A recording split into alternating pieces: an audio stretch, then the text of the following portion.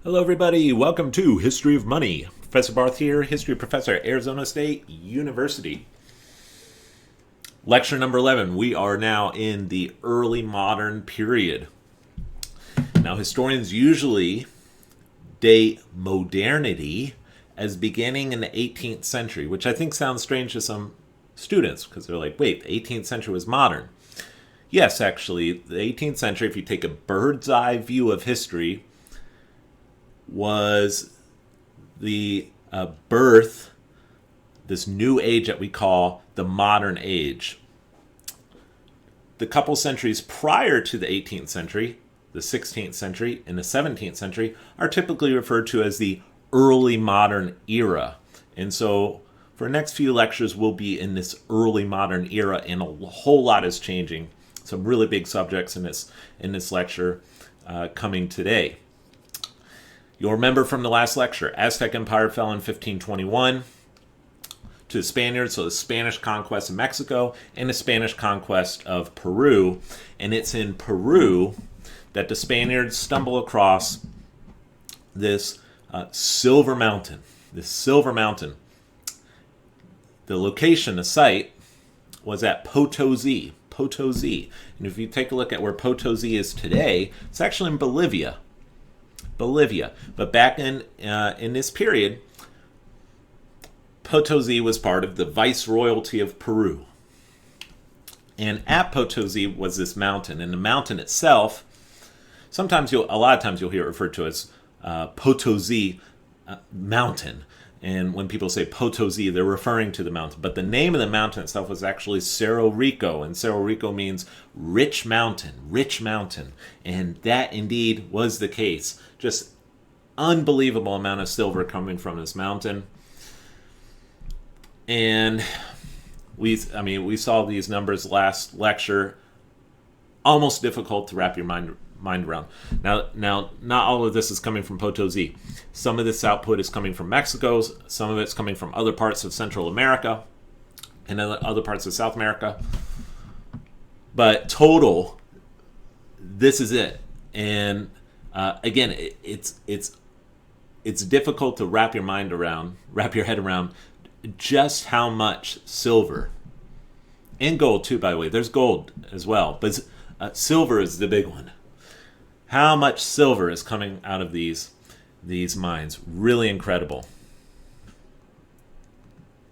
Now, the number one product coming out of this profusion of silver was a coin called the piece of 8. The piece of 8. And there's a piece of 8 from 1739. Now, there was a mint in Mexico City, and there was a mint in Peru, Lima, Peru, to be more exact. So you had two mints that the Spanish operate in the Americas. And they have the silver minted into coins in the Americas instead of sending the bullion back to Spain and having it minted in Spain. They do that for convenience, right? You want to mint right there on site. Now, it was called a piece of 8 because there was a unit of account in Spain called a real, R-E-A-L, or a royal. And a piece of 8 was worth, or had the silver content of 8 reals, or 8 royals. And so this single silver coin was often called a piece of 8. Today, throughout much of Latin America, the unit of account is the peso, and the peso comes from this, the peso. And sometimes, so in the literature, you'll sometimes hear a piece of 8 referred to as a peso. You'll also heard to, and I'll use this term quite a bit in our course, you also hear it referred to as a Spanish dollar. The Spanish dollar. Now, why the Spanish dollar? Well, the piece of 8 was approximately the size of the taler that was so prominent and prolific on the continent of Europe at the time. And you'll remember from a previous lecture, the taler was a silver coin. And this silver coin in Germany and some of the other German states, the Spanish, because a piece of 8 is roughly the same, the Spanish version is called the Spanish dollar. That's important for us because then the US dollar is based on this coin. And in fact, actually, the piece of 8 becomes the most commonly used coinage in colonial America. And by colonial America, I mean what became the United States.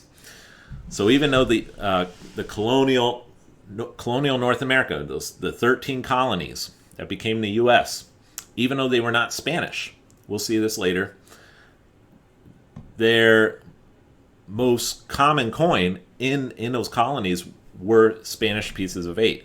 They call it the Spanish dollar, and so when the U.S. Congress created the first coinage in the United States, they based the coinage off the Spanish dollar, and they called it the U.S. dollar. So that's where all that comes from. Interesting little story there. So all that silver, and you saw those numbers. Wow, absolutely incredible. Minted in Mexico City and in Lima, Peru, and then they travel across the Caribbean Sea and then across the Atlantic to Spain. All that money going to Spain. And by consequence, Spain, for a good century, was extraordinarily powerful. And in fact, actually, the Spanish Empire in the 16th century is the most powerful European empire that has existed since Charlemagne. So you have the Roman Empire, then you have Charlemagne in the Middle Ages, and now the Spanish Empire. At the peak, the Spanish monarchy merged with the Holy Roman Empire, so that the King of Spain, Charles V, who you see pictured here, was simultaneously the Holy Roman Emperor. And so you see this merger of the Spanish Empire, the Spanish monarchy, with the Holy Roman Empire, and with the Habsburg family, which was this royal house in Europe. So the greatest empire since Charlemagne. The Holy Roman Empire in Spain split in 1556 when a new monarch comes to the throne, Philip II of Spain. Nevertheless, Spain, in the latter half of the 16th century, controls the entire Iberian Peninsula, including Portugal, large parts of Italy, including Naples, Milan, the Netherlands, and then, of course, Mexico, Peru, the Philippines. So, quite an empire. And by the way, the Spanish crown, the Spanish monarchy, kept 1/5 of all the gold and silver that was mined from the Americas. So all of this, the Spanish monarchy automatically collected 1/5, 20%. And so Spain becomes quite powerful and wealthy. Nevertheless, Spain runs into some really, really big problems. And this is one of the greatest lessons in economic history, I think, when it comes to when you're talking about money and inflation and the rise and fall of economies and why economies can rise and why economies can fall. Spain suffers from a tremendous amount of inflation in the late 16th century. Now, you'll remember, we've talked a little bit about quite a bit about in the early lectures about the purchasing power of money. Purchasing power of money. When the value of money is falling, you have inflation. Prices go up because the money doesn't have as much purchasing power, doesn't have as much value as it used to. And this becomes this self-perpetuating problem. As the value of money is falling, it encourages people to spend money as soon as they get it. It discourages people from saving. You're not going to want to save money if that money is losing value. Benefits debtors, injures creditors. We've talked about all this. Deflation is when the value of money is rising and prices fall, which discourages people from spending their money because the longer they keep their money, the more value it's going to accumulate, encourages savings. Here we have inflation. Now, why is the value of money falling? Well, simply because there's a whole lot more of it. There's so much silver coming into Spain at this time, and gold. I keep emphasizing silver, and it is mostly silver, but there's gold coming in too. There's so much silver and gold coming into Spain that the value really begins to drop drastically. And so you need more silver to buy goods than you ever needed before. There was a traveler to Spain around the year 1600 from France, and in France, this traveler noted that everything is expensive in Spain except for silver. Silver is the only thing that's not expensive in Spain because there was so much of it. But because there was so much of it, it had little value and was able to purchase very little. This harmed Spain quite a bit, and especially Spanish manufacturing, Spanish industry. Does a real number on the Spanish economy, this inflation. So this is a good time, I believe, to bring up an economic principle called the price-specie flow mechanism. Kind of a fancy term there. What is this price-specie flow mechanism? Well, let's say, as with Spain, all of a sudden there's a sudden just flood of specie or silver and gold into a country. Right? Sudden influx of silver and gold coin into a country like Spain in the early modern period. This causes inflation for domestic prices. So the prices of goods within that country are going to immediately, or pretty soon after, go up. What does this do for the country's economy? Well, for one thing, it discourages exports from that country. Why does it discourage exports?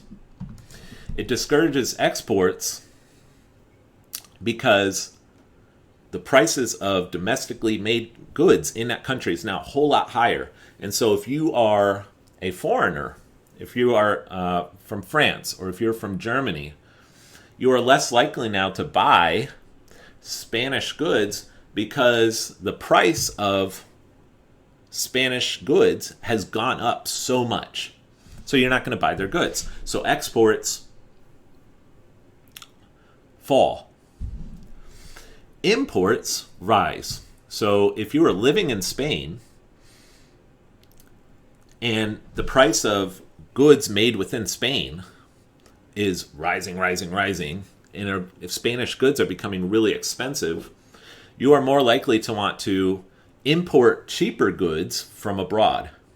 You get how that works? You don't want to import cheaper goods from abroad. So what does this do in effect? It messes with the trade balance between Spain, in this case, and all other countries.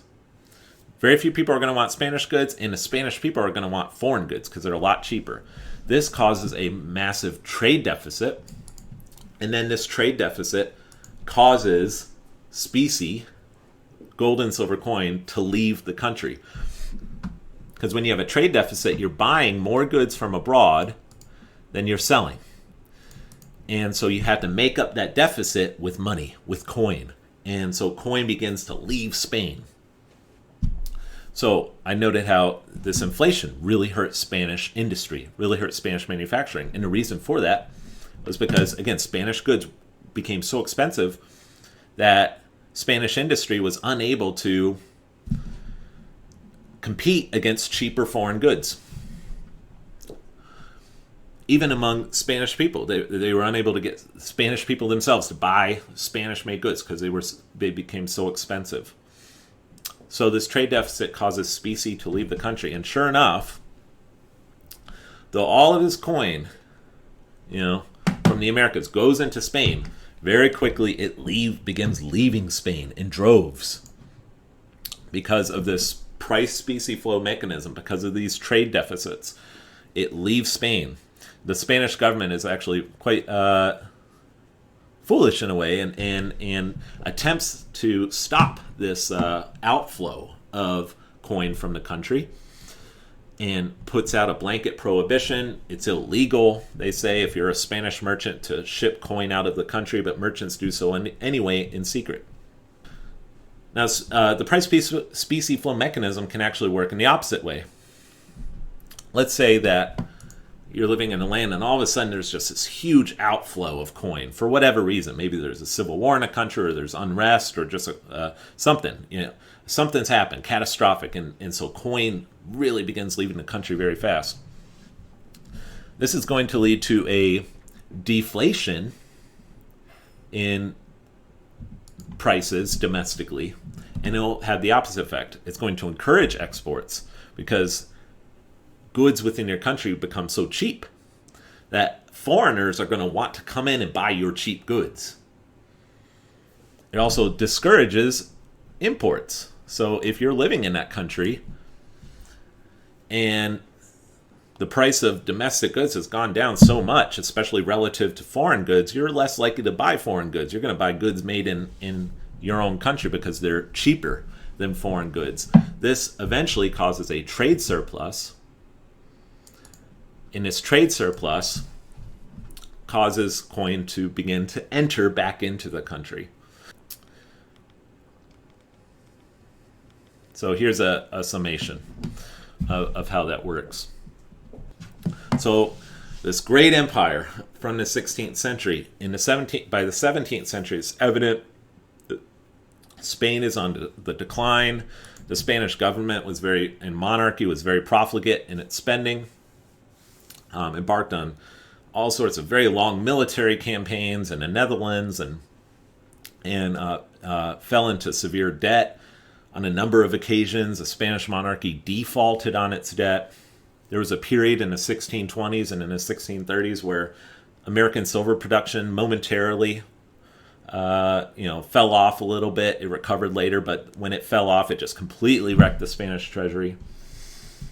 And though the Spanish Empire will last through the early part of the 19th century, it's evident by the middle of the 17th century that this is a power that is, while it still administers a sprawling global empire, it's no longer on the top tier of the European power structure. France, England, and the Netherlands are much more powerful by this point than Spain. Anyway, interesting story. So again, the metal that the Spanish, in their greed, destroyed many people in the Americas to acquire, ended up destroying Spain.